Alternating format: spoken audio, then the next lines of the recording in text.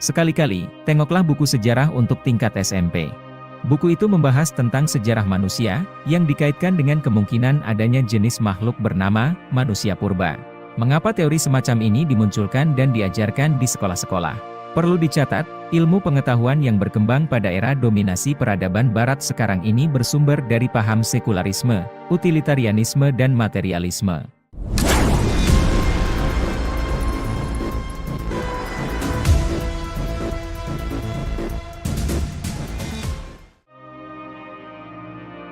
Paham-paham tersebut menolak unsur transenden dalam alam semesta, memisahkan agama dari kehidupan dan nilai yang tidak mutlak. Ilmu pengetahuan barat modern tidak mempunyai pijakan kuat tentang asal-usul manusia, berbeda dengan wahyu yang jelas-jelas menyebutkan manusia pertama adalah Adam. Mereka pun menyusun suatu landasan teori yang menyebutkan bahwa asal-usul manusia adalah manusia purba.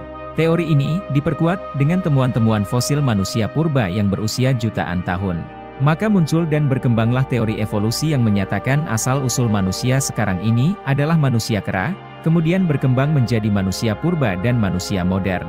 Namun bagi umat Islam dan para ilmuwan modern, keberadaan fosil manusia purba tidak pernah diakui kebenarannya.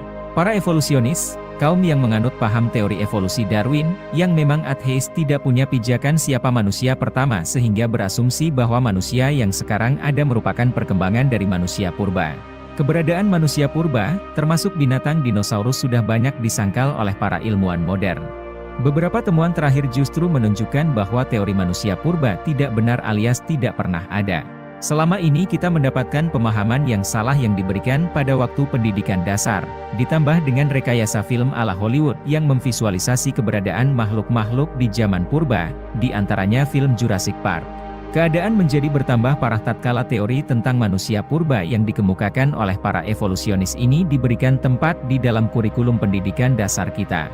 Para ilmuwan barat yang sebagian besar memang menganut teori evolusi memasukkan Australopithecus atau ras kera yang telah punah sebagai ras, nenek moyang manusia. Padahal ada jurang besar dan tak berhubungan antara kera dan manusia. Perbedaan ini yang tidak bisa dijelaskan oleh mereka selanjutnya disebut dengan mata rantai yang hilang. Tatkala para evolusionis tak juga menemukan satu fosil pun yang bisa mendukung teori mereka, terpaksa mereka melakukan manipulasi. Contoh yang paling terkenal adalah manusia Piltdown yang dibuat dengan memasangkan tulang rahang orang utan pada tengkorak manusia. Fosil ini telah membohongi dunia ilmu pengetahuan selama 40 tahun. Ilmuwan evolusionis yang tidak mengenal Tuhan tidak mendapatkan informasi siapa manusia pertama yang mendiami bumi ini. Oleh karena itu mereka membuat teori asal-usul manusia yang dimulai dari manusia kera, manusia purba dan manusia modern.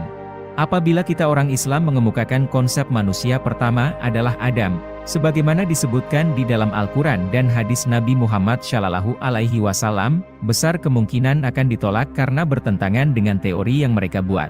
Karena dunia barat saat ini tengah menguasai peradaban dunia, maka mereka bisa dengan mudahnya memasukkan teori-teori tersebut ke dalam kurikulum pendidikan, termasuk pendidikan Islam di negeri-negeri Muslim. Sampai saat ini teori evolusi dengan keberadaan manusia purbanya masih banyak dipakai dan diajarkan di sekolah-sekolah Islam. Padahal itu semua tidak benar karena berasal dari pemikiran yang sangat spekulatif dan jauh dari unsur wahyu. Ironisnya, banyak orang tua tidak peduli, saat belajar sejarah, anaknya dijejali dengan teori yang menanamkan benih keraguan terhadap iman mereka. Jika Anda suka konten ini jangan lupa untuk like dan komen.